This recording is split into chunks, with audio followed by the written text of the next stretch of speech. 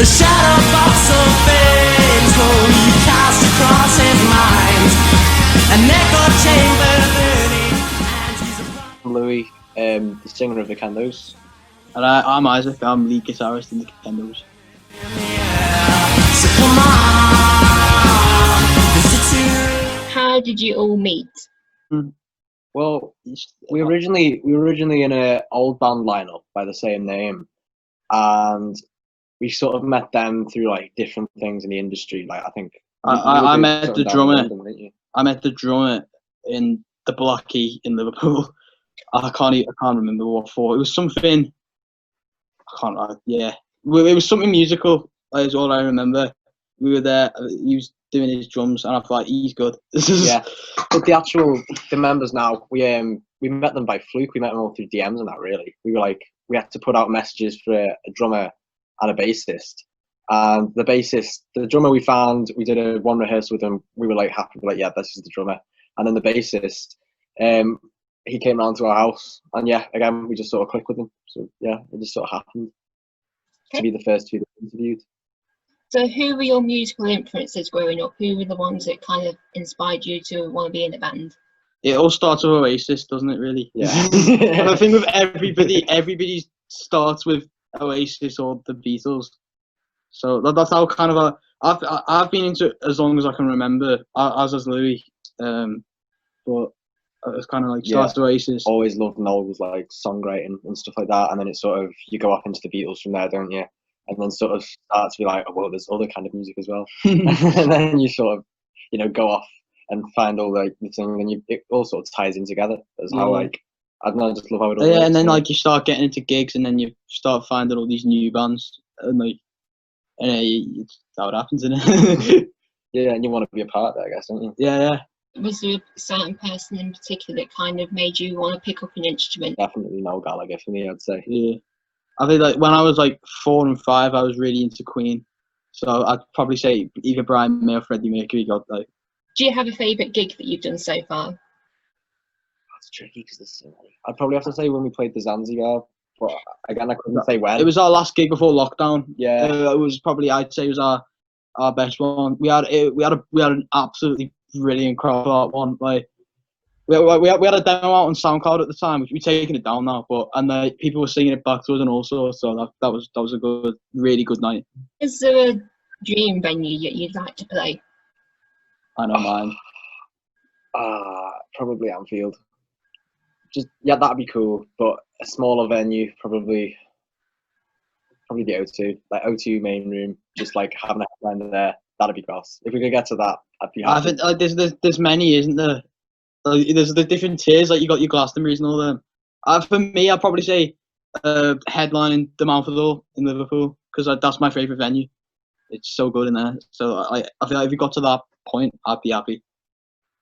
Can you tell us a little bit about your music? Well, I'm not kind of the main songwriter for the band. So usually how we go about writing is one of us will either come up with an idea, whether it's me or Isaac or Nathan, and then we'll either develop it by ourselves or something, or take it to the band or something. And it could be like we could have finished the idea, or it could be like a little thing. Quite often, me and Louis will do a demo. Yeah, usually, and then and then we'll take it to them and just build out from that. But usually, like it can be anything. Like we could be at a stage where like we don't even have lyrics; we have like 3 chords, or it could be like I've finished an entire song on like an acoustic, and I just want to take the band to the next level. Or like Nathan's written a song or something and just like brought it to me to be like, oh, can you add something to it or something like that? There's loads of different ways. We don't have one set way really. With Rule the Real, which is the one that's coming out, or it probably will be out by the time this interview's out. Louis had the basic like the idea of the like with the riff, and then I did a demo of it one night, and originally I did it with the structure of an old song that we dropped, and it had like a different breakdown, and then we took it to the band, and the breakdown evolved into this psychedelic mess with a guitar solo. So yeah, and then it was just cool. Sometimes it's literally just we play something in the room, and it's just like, oh, that sounds heavy. Yeah, we'll just go with that. For your song ideas, are they kind of like things that have happened to you, or are they just things that you've generally just thought about that are just random things? It's often both, I'd say. It really depends on how I'm feeling that day. Like I could be in sort of like just a really sort of mood, want to write about what I'm feeling or something like that, or had a thought that I want to write about, or it could be like reflecting back to something, or like writing in writing perspective, literally. But I think my favorite way to write usually is just what I think, like about anything, like my thoughts. I'll think something and I'll just think that's worth putting in a song. People need to, people would benefit maybe from hearing that, or people will get behind that, I suppose. Can you describe your music in 3 words? Very, very good. Bit cocky. Serious answer. I like it. I just like. Yeah, I mean, it's quite hard because I've never really tried to think about what our own music is, but I just say like we write music that we want to hear. Really, it's quite a selfish way of writing. We make music for ourselves, and if people like it, good. Yeah, I mean, obviously we want people to like it, and we want to make stuff like I want to make people like enjoy a song and feel something. But like at the same time, I don't want to write a song that I don't like, because what's the point? Do you know what I mean? What's the point in doing something you don't like? Why would you want to sit in a studio for 10 hours grinding on a song you don't like it? Yeah. There's no point. So for anyone that's not heard of your music before, what would you say they should expect to hear? Well, sort of, it's not really indie, but you'd probably call it indie. But I don't know, that's such a hard question. You don't really think about these things. Yeah, that's the problem. I'd probably sum it up as electric guitar music. Yeah, guitar music. There Literally, we go. That's what it is. You could describe it as anything. Guitar music with it just stems from our influences. Yeah, literally anything from the 60s right back through 80s, right through to LCD sound system. Yeah, and now. So it's sort of a bit psychedelic rock. Yeah, alt.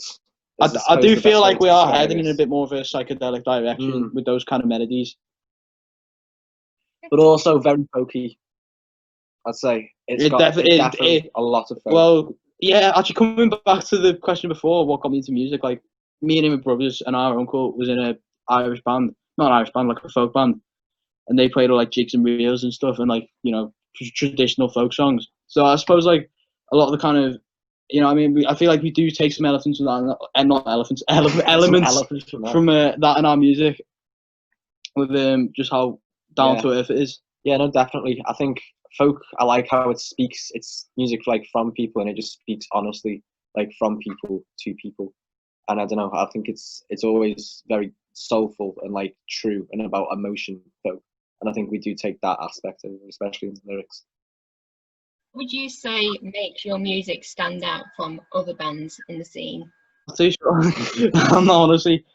Not that I'm not saying that it doesn't stand out. I'll say it's just a lot of bands at the moment, I say, are going for the sort of the chorus drenched guitar sound, or at least they were before COVID. I don't know what bands are doing now, to be honest. But I think they were all sort of going for that sort of almost Arctic Monkeys meets Catfish in the bottom end.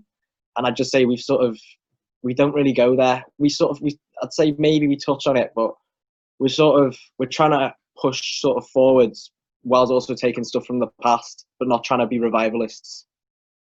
Yeah, we are trying to be a different sound from a lot of the bands in Liverpool at the moment. Well, we aren't actively trying. No, we just or anything, but we just are, I suppose. Yeah, like there's other bands as well. I'd say like Monks and the Kairos have a similar sort of. They're their own sound. They're not anyone else. Monks are brilliant. There's loads of bands on just even on our circuit, like God knows on the others. They're just brilliant. That's what I love about the Liverpool scene. Like I do feel like most bands are doing their own thing, so it just kind of gives you that freedom to be your own sound and be comfortable with it. So, and everyone likes it most of the time. Where you're based, do you feel there is enough help around to help bands like yourself out to get a gig, to get time in the studio? Depends, because on the one hand there's lots of help. Like there's a program we're actually signed up to, Mass Records, and they're providing like studio time for us and like rehearsal space. But then on the gigs front and stuff, like especially Yeah. at the moment, there's absolutely nothing. Well, I feel like it's more, the fat cats, which where it's the support's not coming from, like the government and yeah, yeah. literally. But like on the scene, everyone just is, well, most people for young bands. Like there's a guy who he died last year, sadly. He was called Tony. He used to run the Zanzibar, and like he just gave bands gigs. He was dead supportive, and like there's so many people like him, which is great to see. Like, and even now, like all around, even the small bars, they're always so like encouraging to have like new bands playing, even in COVID. Like if they can, they will. Do you know what I mean? So it's definitely locally, everyone's so supportive. It's sort of like probably more from the outside, like the demolishing like venues for building flats and Irish bars and stuff like that. That's what's not so great. I feel, especially with the people that are into music that aren't like bands or artists, even like they support it. Like there was a venue called Kitchen Street who got a fine for, I don't know, like people wouldn't leave, and I suppose they don't have the facilities to kick them out. I don't know the full story, but everyone funded their fine. Like there was a GoFundMe for it, and everyone just funded it, and now they're out of it. So I just feel like that's the level of support that you get from people in the city, which is really nice. Mm-hmm. Do you feel as well, obviously you mentioned it a bit there, but do you feel like bands in your area as well kind of help each other out as well? Is it sort of that thing as well? Yeah, definitely. Everyone's in group chats. Do you know what I mean? Everyone's like really interconnected. Like always want to support each other, literally, and also like playing together, I suppose, as well. But everyone's always wants to like back each other and like just hang out, because like the scene like was and hopefully will be still like just a community, really, I suppose. As cringy as it sounds, like a community, I suppose. Yeah. I know it's a little bit difficult to say at the moment, but what are your plans for the rest of this year? Just keep pumping out content. Hopefully this release goes well. And, keep rehearsing, keep writing. As soon as we can play live. Yeah, like we're planning a big headline for next year. Hopefully it'll be the first gig back, and we can all just celebrate the demise of coronavirus. Yeah, that'll be nice. You mentioned a little bit there, but do you have any gigs lined up or any that you're planning to do? Well, we did have one in December, but that's not going ahead. Definitely not going ahead, probably because of rules and that. Probably it's looking April is going to be probably the soonest, but we can't say anything because we don't know anything. It's so like uncertain. Like no one even wants to book anything or hire any bands because they don't want to put the deposits in. What I like to think is that 6 months ago we were in March, or not. Well, we were in April 6 months ago, but virtually 6 months ago we were in March, and I'd just like to think 6 months later we'll be in April.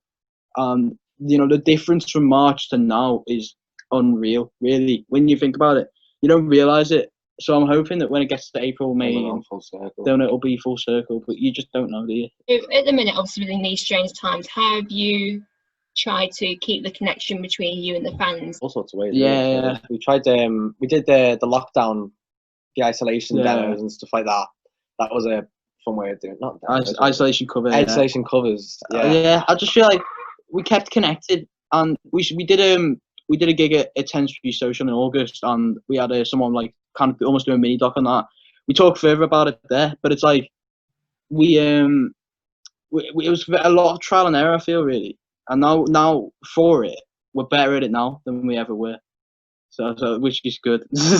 Yeah, we definitely improved. Like we made a few mistakes, I'd say. Yeah, we made a few errors. A few dodgy content. I think you can definitely look back, because even to when lockdown started, and you can tell we sort of almost, without meaning to, upped our game just because there was nothing to do, and we were suddenly like, it's been a great platform for us as well, because I feel like people have been, with the lack of, I'm going to a gig on Friday, I'll be about that. Like people are kind of like, well, I'm not going to a gig, so let's find some. If there's a new band that come up, people check them out. So it's been good for us. Like we've grown quite a bit in lockdown, I'd say, which is nice. If the band had to be remembered for one thing apart from your music, what would you like it to be? Nathan Farley. I think our humour. I don't know, our good looks. I don't know. I suppose it's all about the music, really. I'm not too bothered about much else, really. I mean, that we were nice people. I suppose, It'd be really. I feel like it'd be funny if like we got completely lost in time and we were remembered for being like a band that we just weren't. Like we were just remembered as like an electronic PC music band in like 1,000 years. That'd be quite funny, actually. Yeah, if we could go down as an electronic synth pop band, I'd be quite happy with that. Is there any information that you want me to put onto the interview? Rule the Real is out October 9th or out now, depending when you're watching it. So go And stream it. available on all streaming platforms. Yeah. And go follow us on Instagram, Instagram, Twitter. at the Kendos, no space. Oh, thank you very much. Okay. All right. Thanks, guys. All right, thanks. Real. See you. Bye. Cheers.